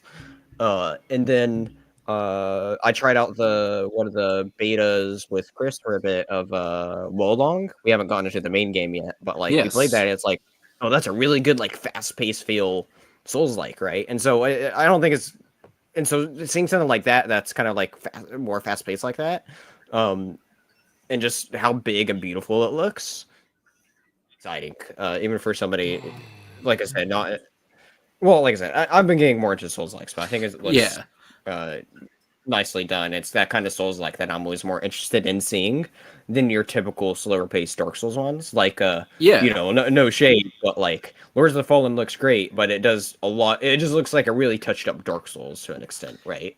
I think that's one of the reasons why, like, for example, like a Bloodborne was so more successful. And yeah, you mentioned Sekiro as well, where it's like they change the formula. Like the gameplay is based on different things. Like traditionally in Dark Souls, for example, you want to take your time, be slow, learn the enemy movements.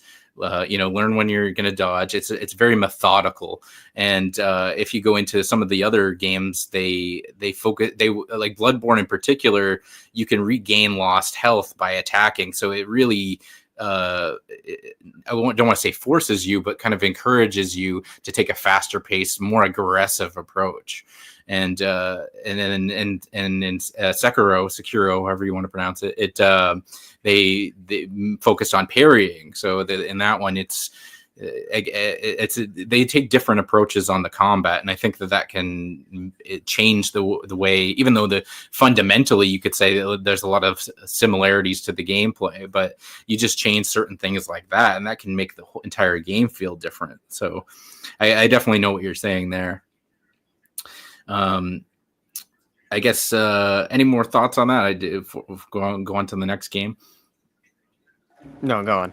Yeah, so the other thing that caught my eye was I don't know if it was actually announced here, but they did mention Homeworld 3, and that's something where it's been years since the last Homeworld game, and it's very interesting because I wouldn't have expected to hear about them making a sequel, but I think that could be very interesting if that's done right.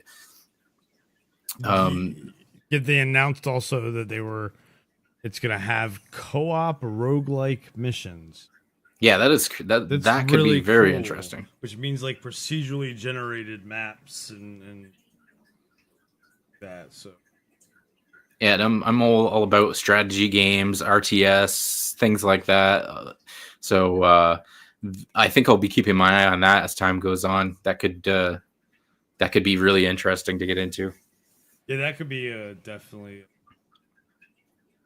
see how it's evolved over the years, and what they've done to make it evolve. And the thing too is like so much time has passed where like I think now with the way technology is, you can really see the advancement in the graphics and things. Like anytime you get to like a space game, right, the more you can do with it, the more it's going to bring you into the immersion of the universe.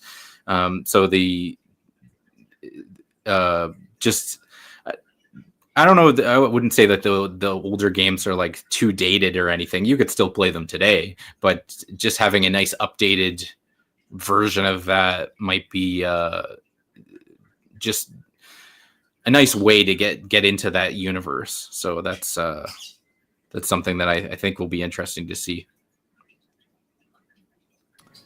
Yeah, I love how. I'm not. Go ahead. Sorry, go ahead. Oh no, I was just gonna say it's like it does look like a really nice game. Like I typically don't play a lot of those kinds of games, but it looks like it's really. It just looks really good, honestly. And so it's something I'm really interested in. And they were also saying about how they have a different take on a co-op roguelike sort of mode that they're saying that they're saying is really unique. So it's gonna be really interesting to see what comes of it. And yeah. It was perfect when you were talking about that. It showed up right on screen. I'm showing the IGN video. Yeah. And they're saying, play solo or gather your co-op fleet. So this would definitely be a game that we would love to probably grab and play. Absolutely. Co-op once we get a release date and figure out when it's coming out. Yeah. Yeah. Speaking of Homeworld, though, they did a prequel game. And that's the game that's this week's free Epic game on and Epic. That's probably so. I did not know that. And I saw that and I was like, this trailer piques enough interest to where I may go check that out if it's any good. I know what I'm doing after we get off the stream. There you go. There you go. If you could clear enough space off, no, I'm just yeah. I'm at least gonna redeem the game anyway. Yeah. There you go. We did also get some more information on the Fallout TV show, which take place in Los Angeles. We saw some first looks. Apparently, they got a teaser there, right? Mm-hmm. And yeah, behind closed doors teaser. Yes.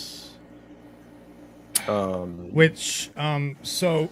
what details was it specifically? It takes place in Los Angeles. Where is it? Hold on. Did we already know that? Or did we not? I don't know if we knew that where exactly it took place yet. No, that was a big thing people were curious about because obviously the locations are so important. Okay. You're right. Yeah, that's basically I think the big thing is that besides that they got shown and so for me, look, having just finished Twisted Metal's first season, it is, and I know one's Universal, one's Amazon, but if how well they did post-apocalyptic video game, it gives me hope for this. It really does. And from some of the set videos, I really love the aesthetic. That they're really trying to keep the aesthetic. Vault 33, Los Angeles is the location, so they're really making you feel like, with this tweet right here, the Los Angeles where dreams come true for Vault 33. Walton Goggins. I was gonna mention that. Like he's great in everything he's in. So yeah. So even in movies that aren't great, he's great. With that that setting, it does lead it to some of the stuff we've seen in other Fallout games. The originals, so they could do like the NCR if they wanted to, and stuff like that. The first game they could do eventually, yeah. Well, we don't know the year though. That's the thing. That's what we don't know is what year. Because if this is right when like Vault started opening, yes, they could totally still do the first game. Man, I didn't even think about that too. And I thought, obviously I know the story of the first game, and so you're right. Like the fact that it's in California and in Los Angeles is a perfect segue into the whole NCR thing. And then we'll get the creator of the Super Mutants. That dude. So, yeah. Yeah, I think that's something I hadn't considered as well, is because obviously there's a difference in how the Fallout games were originally to once Bethesda took over and they went in a different direction. And that's one of the biggest criticisms people have had is like the gameplay is great in Fallout 3 onward, but they didn't really in some ways they didn't really understand what Fallout was from a world perspective. So I don't know how that really factors into the show. Granted, I'm not really worried about it, but it wonders how much it'd be interesting if they take more from the original 2 games and factor that into the show. That could be really cool. I think the only thing that the new games did though is change the perspective of the camera. Honestly, well, from a gameplay, yeah, like I have no issue with the gameplay, and I don't think anybody does really. And I mean, obviously, made the combat, the ability to do live action, like real time combat. But in Fallout, especially, you still have those options to not do real time combat. Oh yeah, and make it more like the originals. Just in, like I said, in third person, and you can make it third person and zoom out, so you're like kind of ISO, you know. There's a video someone did on YouTube where they really went in depth on this topic, and I think how they conceptualize the world in the first 2 games is different than what they did in Fallout 3 onwards, because it's kind of like it's I don't even know if I could do it justice, but it's a post-apocalyptic view, but it's like it's the concept of like how people, it's like, say 100 years ago, people had ideas of what the future was going to be like, right? And they had flying cars and things like that, and things that we obviously don't have now. But so it's coming from that perspective of what people thought the future was going to be like. So they did it a little differently in the newer games, but yeah, it's didn't they though? Because and then there's a lot of things that it's like. One thing that always seemed weird is it's like you'll go into like a city and the city will just have like a whole bunch of trash just laying around. It's like, what, for the last 200 years you guys couldn't get a fucking broom or something? Like, you know what I mean? Like, people wouldn't just leave the trash on the floor. You'd be surprised. You're used to Canadian living. Maybe. Trust me, maybe. You're used to that Canadian living, man. But yeah, I don't think that will have much bearing on the show, regardless. So I think right. But I'm just curious to see. I want to know. I want to know what they're gonna do. And there's still a lot to be revealed, and it's I'm definitely excited for it. Agreed. Spencer, any thoughts on it?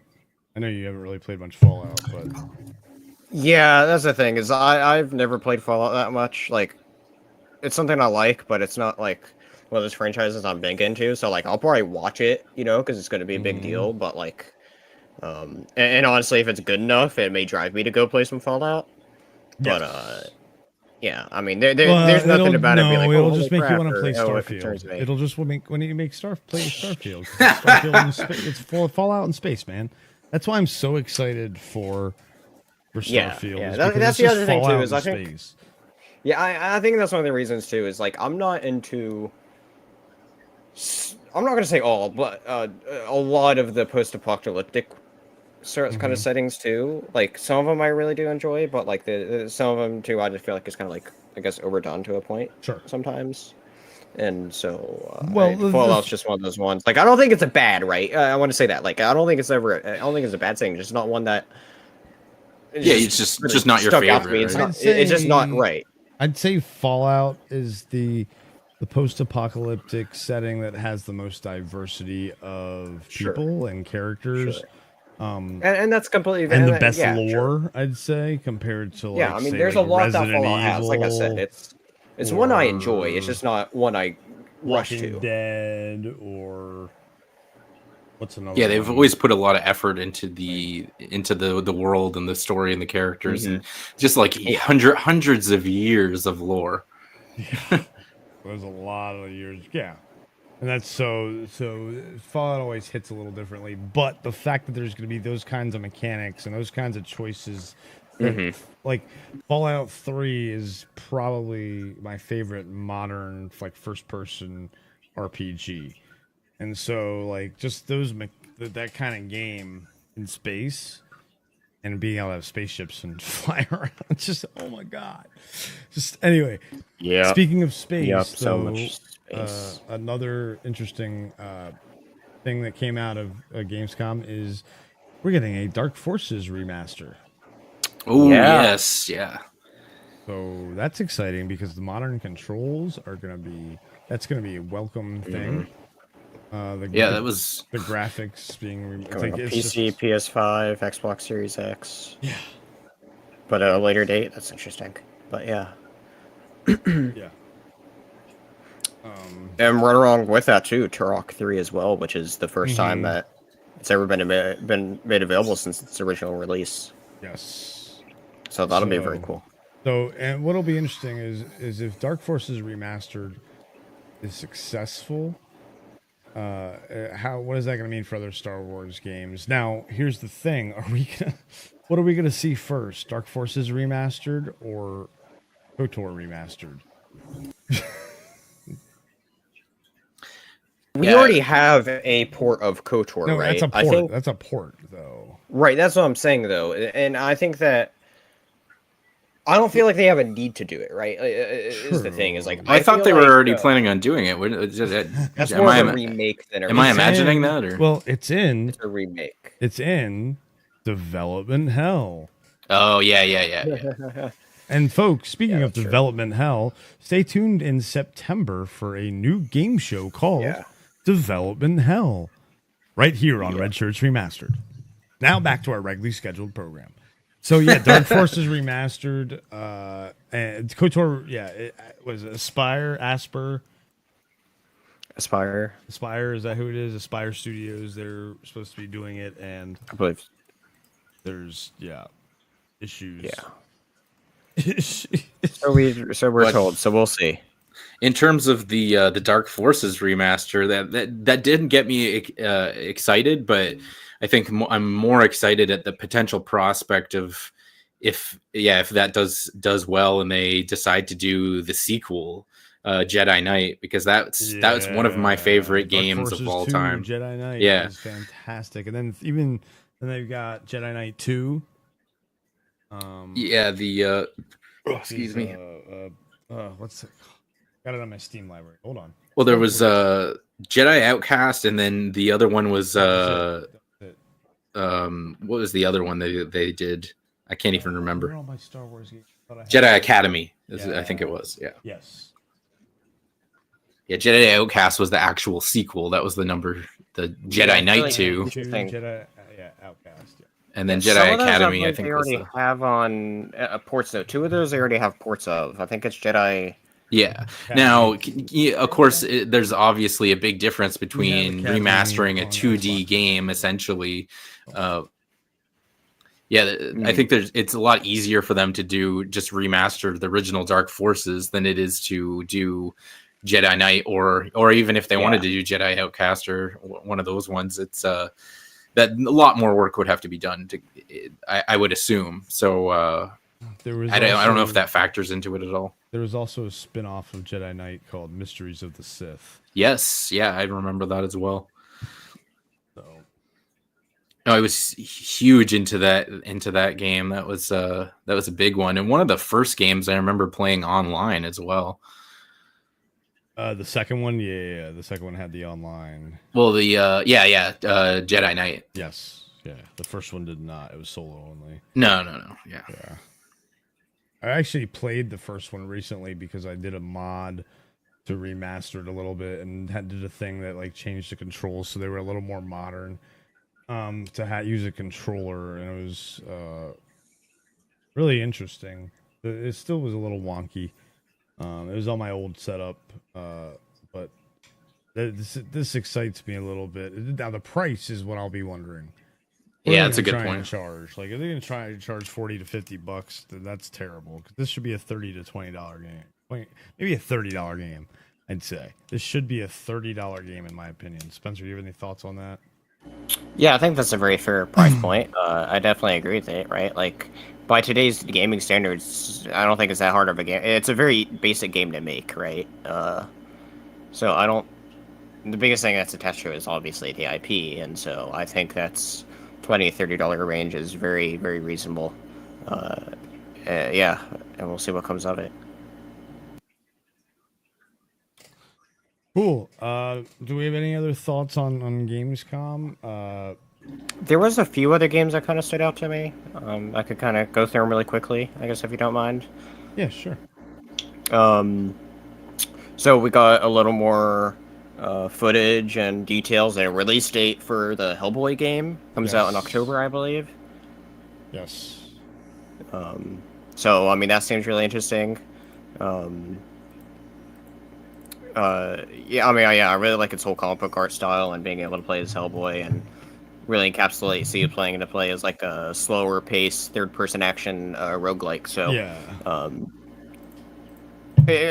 I just hope it's a fun time, right? Like, I could see how it could be bad, but at the same time, it's like, I think it could be... If they pull off what it looks like they're trying to do, it could be a solid game. Same guys that made that John Wick Hex, right? That I don't know about. Let's see. At the very least, though, I'm sure the story will be good, though, since the original creator is involved with it, so that's pretty cool. That's cool. Yep. Let me check on that. What else you got? What else? Yeah, there was also... Things, but go ahead. While I look for yeah.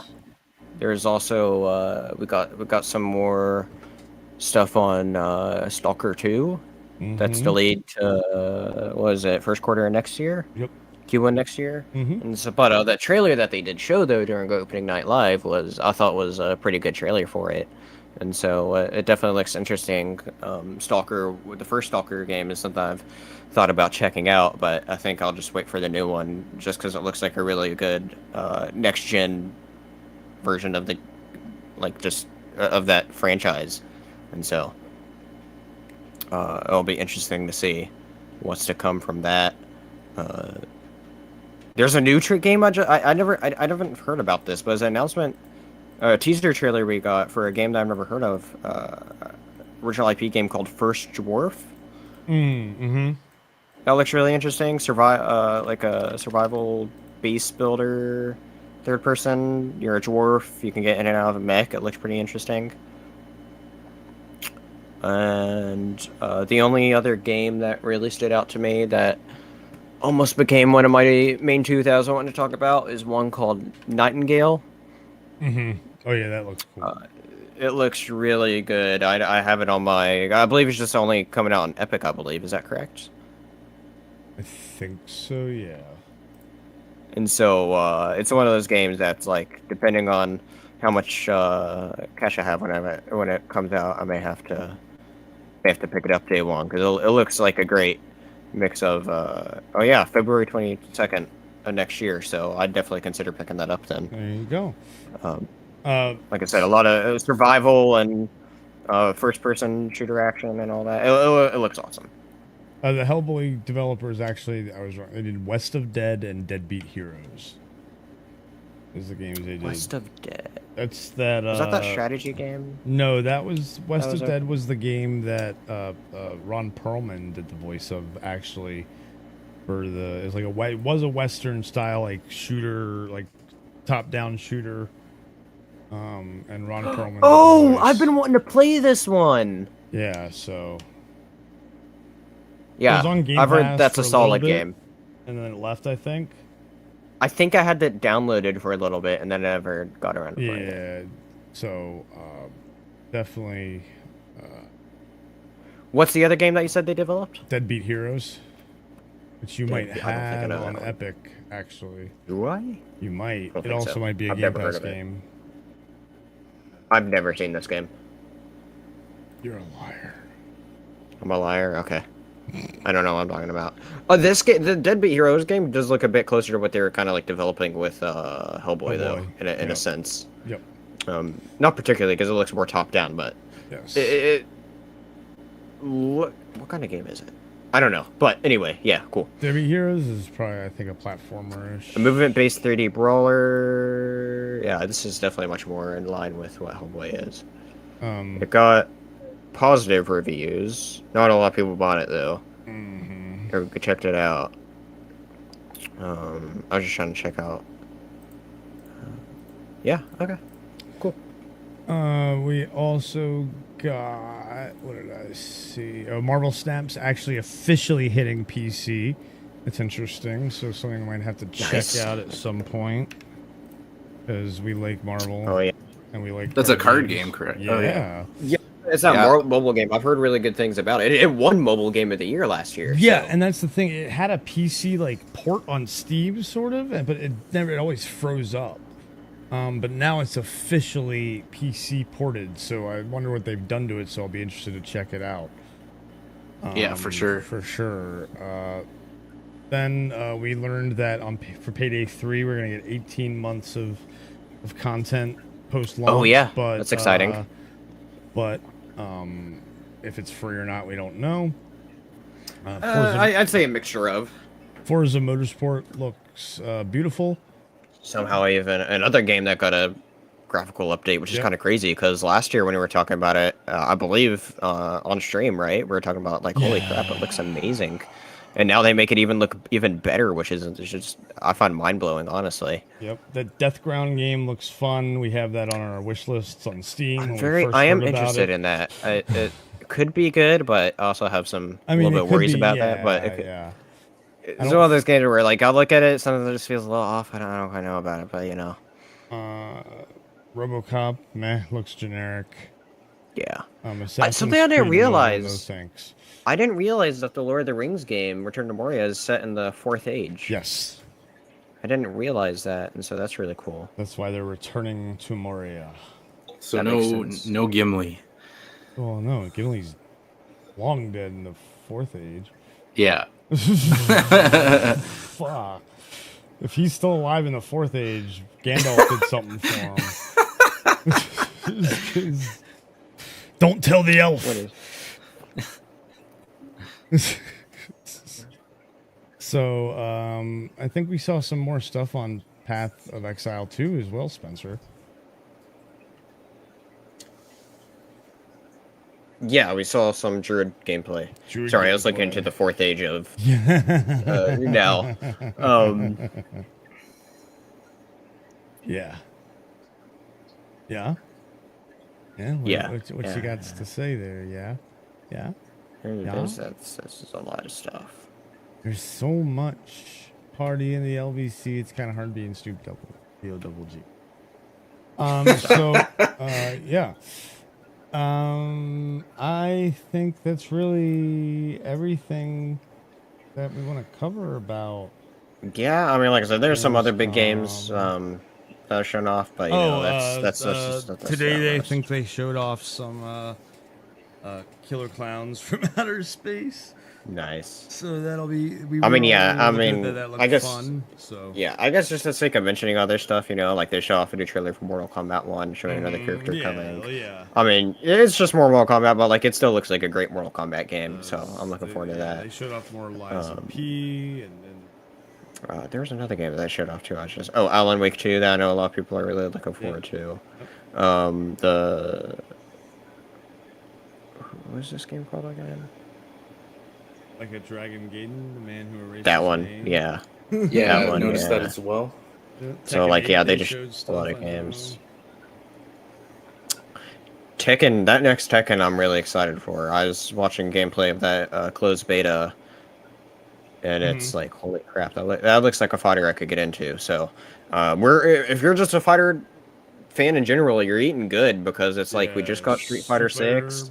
We're getting Mortal Kombat next month. And then early next year is Tekken 8. It's like, listen, if you're into any of those big three, yeah, right. The Soul Calibur does some cool. They've done Link when it was on a Nintendo console. They did GameCube when it was on Dreamcast. I forget had for. Well, that was where it first started, right? Because they had.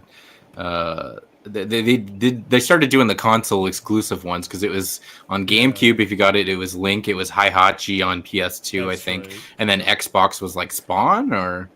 Yes. Oh, yes. Xbox for 6, right? Man, I was so happy to have Spawn in Mortal Kombat. Yeah. But anyway. Anyway, that was Matthew Mortal says Kombat. Tremors 2 is getting a 4K Blu-ray release. Very Interesting. Tremors 1 is the only one I've seen of the Tremors series. Yeah, I was gonna say I haven't seen this, I don't know if I've ever seen the second one. Yeah. but they've got a bunch. Isn't there like 4 or 5 of them? Yeah, Something there's a ridiculous ton like of that. them, so yeah, I had to go. I think we'll do. Yeah, they made a new one not too long ago. Oh like my within the gosh, past. that's funny. Kevin Bacon returns. I don't think it's like in the first one. Let's see here. Matthew's seen them all, so I count 7. Damn.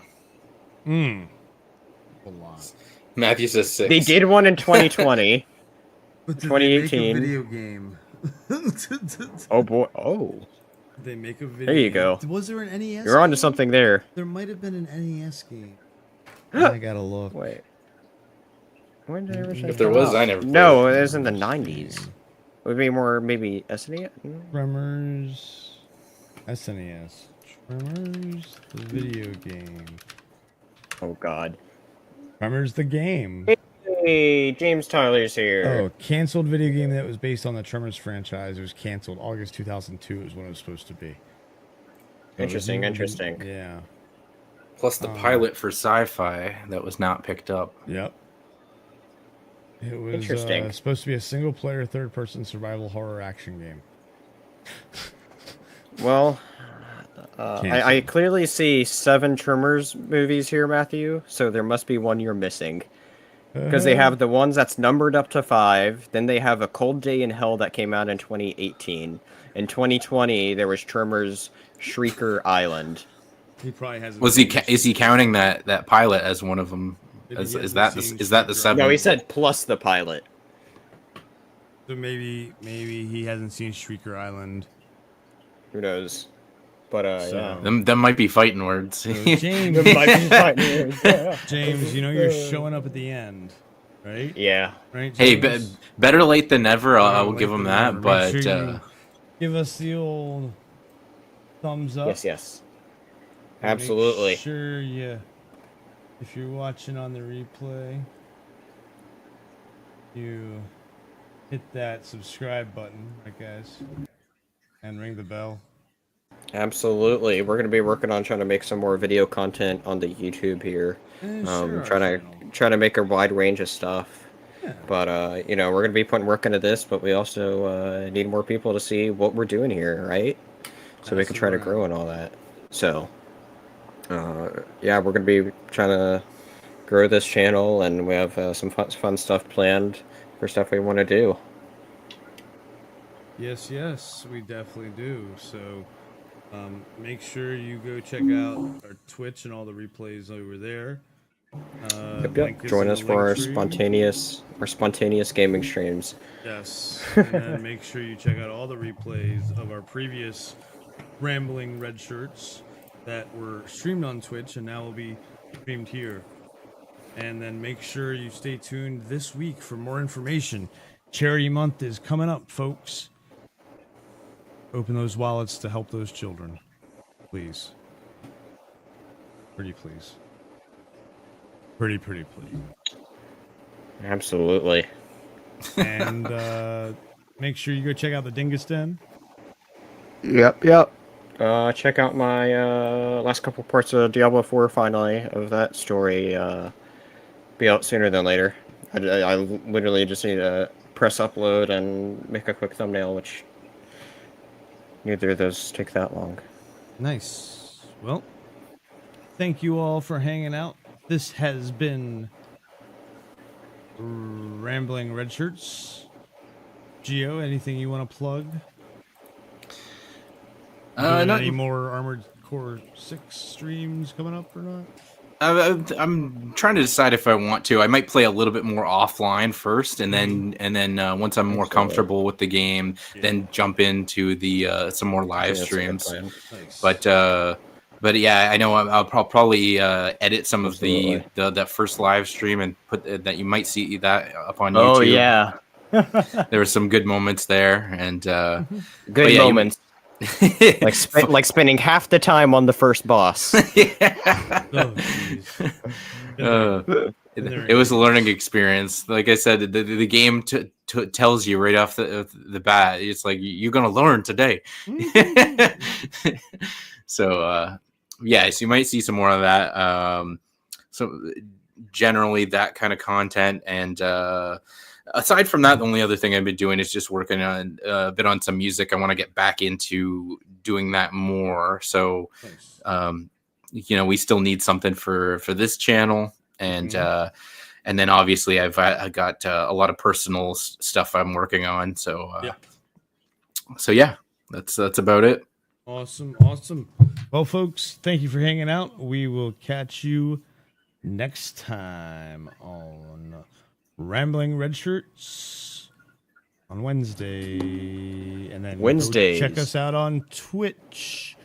Beforehand, we'll be gaming. Yep, come check us out Wednesday, 9 p.m. Eastern, 8 p.m. Central Time, 6 p.m. Pacific, Screw Mountain Time. Right here on this channel, to where it's now. We're just going to be doing all these podcast episodes now on YouTube, but we'll still have plenty of gaming over on the Twitch. Yep. And hit that follow button on Twitch, and subscribe on YouTube right here. Hit that share button, that thumbs up, ring that bell, all that fun stuff. Because they say if we don't tell you, you won't do it. Do it.